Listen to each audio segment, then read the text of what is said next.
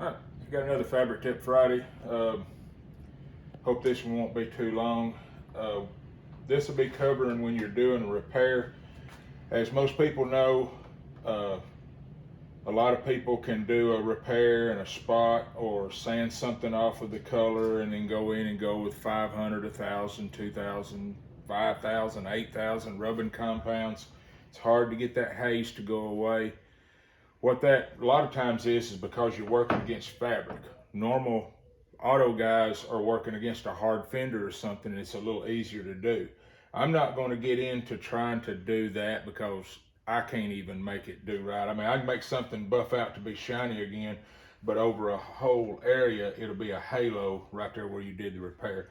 What I want to cover today, come in here close, is anytime you have a stripe or something, you know, you have that little tape line. Well, we're going to say over here, we're going to do a repair that we've basically, this is just a test that I was doing, so I was going to use this as an example.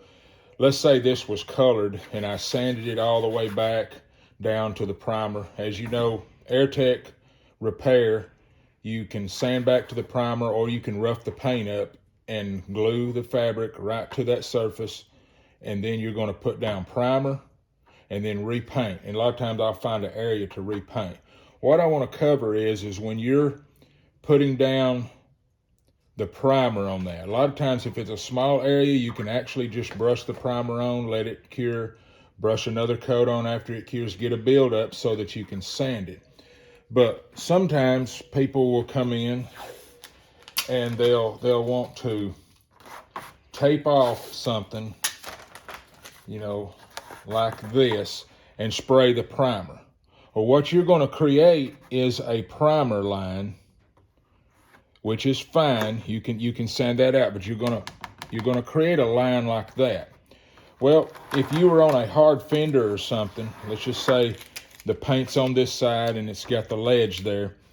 You know, if you know what you're doing and roll the sandpaper into a hard block and cut back into it, you can pretty well cut that edge of that line out. I'm going to do an exaggerated version here. Here's your fabric, and say here, now this is exaggerated, here is your primer buildup, and you peeled your tape off and you've got this hard line. That's that line right there. If you grab a sandpaper, say 320, and you just start going wild at it, you say, I'm going to sand that line out.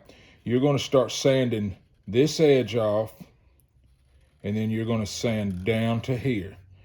You're going to start doing that. Next thing you know, you're going to be to the fabric here, and you're going to have to stop, and you're still going to be ramped up on this, and you're going to have this hard line that's going to be softened somewhat, but it's still going to be something that's going to show up very significant when you paint.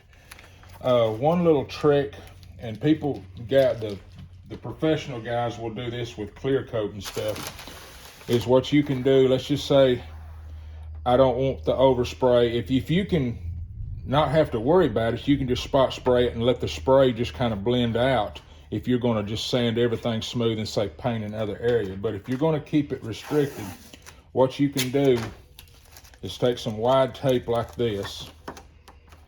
I'm going to get that to stick on there. And kind of roll it. Now they make some round foam for this, but you can roll this kind of a round edge, and then you can just stick that down enough, and then you come back in with your paper or whatever on the back side of this and go on out with your paper. What that does is, there's another exaggerated blow up of it. Instead of you having a tape line that's going to have a hard edge, you've got this rounded piece here and you've got this covered with paper. When you spray this, your spray, because this goes down into a point, your spray is not going to really get up in there that far to make a hard point. So what this does, as your spray kind of goes in, it kind of just blends that out to nothing, and it gives you instead of being that sharp edge right here, that sharp edge is at least spread out over, say, 3/8 of an inch or something. Now you don't just sit here and try to spray it in. We're just using this as a spraying down vertical, and the spray will kind of just blend in under that. And then when you peel this off, it's a lot softer edge when you sand and kind of sand back into it after it cured for a day. And that will at least get it to where when you're sanding off of that primer and then you're gonna paint the whole area, it don't show as bad as this one big deal.